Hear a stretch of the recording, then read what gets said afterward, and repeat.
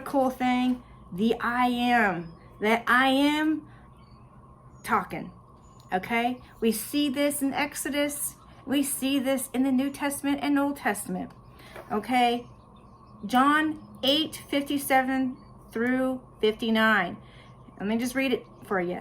The Jews said to him, "You are not yet 50 years old, and you have seen Abraham?" Verse 58.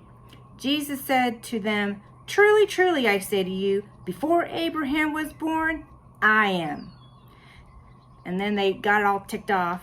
Verse 59 says, "Therefore they picked up stones to throw at him, but Jesus hid himself and left the temples." Okay, go to Exodus 3:13 through 14.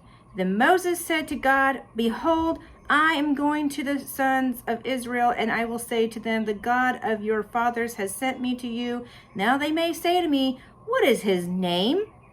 What shall I say to them?" God replies, "I am who I am."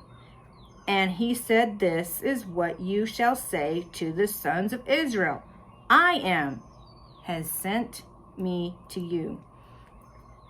So Jesus quoted himself back in the day, and the Pharisee brothers were like, oh, you think you're so smart? You say you're the I am? Well, that's what God said to Moses. How could that be? You're not even 50. So they had a hard time trusting what Jesus was saying. And that's even true today. There's a lot of religious people out there that have a hard time believing that Jesus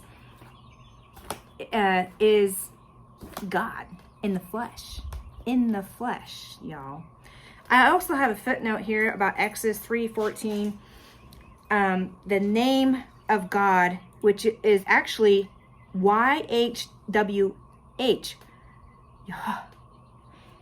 Later, we added vowels in there, Yahweh or Yah, just to help us kind of connect some things and to say it.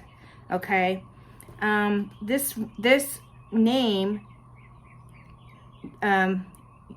I can't even pronounce it without the vowel. Okay, that Yah rendered Lord. So Lord isn't just a title like I've heard some people say. What? That's crazy. It's a name for himself, which is derived from the other verb Yahweh, or it means to be. So basically, I am, or in other words, to be. He's just not limited just to be Father, okay? He's not limited just to be Father or Prince of Peace or Counselor. He's more. He's all of those things and more because he's God, okay? Hallelujah. John 8:58. Jesus was referring to Exodus 3:14. Okay?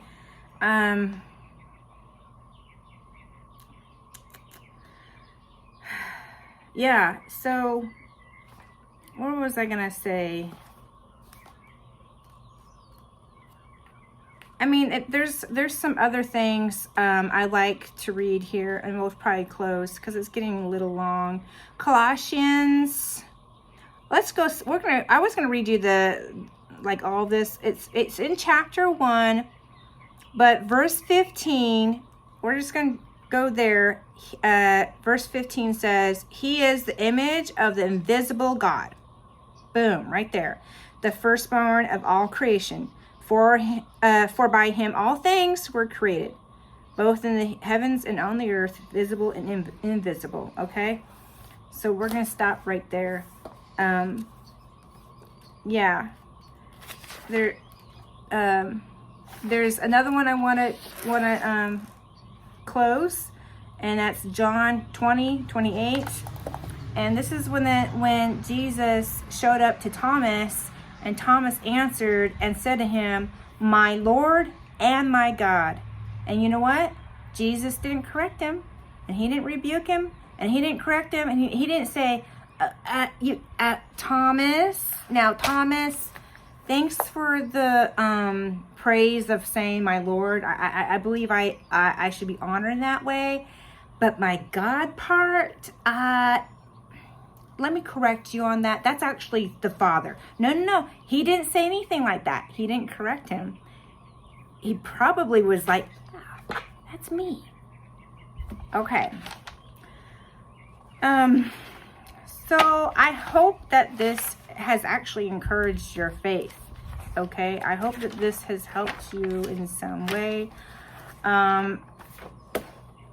I'm just trying to bring clarity to the table here. I'm not trying to sound like a cocky Christian, like saying, oh, here we go. But no, I really want to bring truth to the table because I believe that the truth will set us free from religious traps.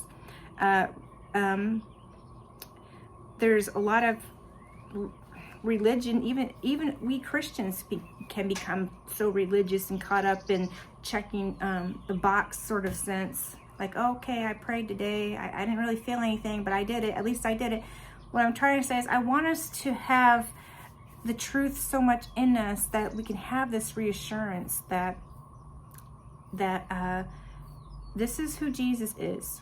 We can believe in him. We can know him, and he wants to reveal himself to us, and we just got to trust, even though some things may not make sense. Like, I know it's hard for a lot of us to believe that he decided to come as an infant, and he decided to come through a virgin, he decided to come in that way. Like, why couldn't he just come on a cloud with millions of angels and say, look, I'm gonna save y'all, and you're gonna see me do miracles, and we're gonna get this crap straight? No, he didn't do that. He came to just truly he came to be that human sense, so that he can be relatable to us from the time of infancy to the time he died and rose again. All right, I really truly believe all this, and like I said, I hope this helps, encourages your faith today, like it has with mine. All right, that's all I have for you. Sorry for a long video. Bye.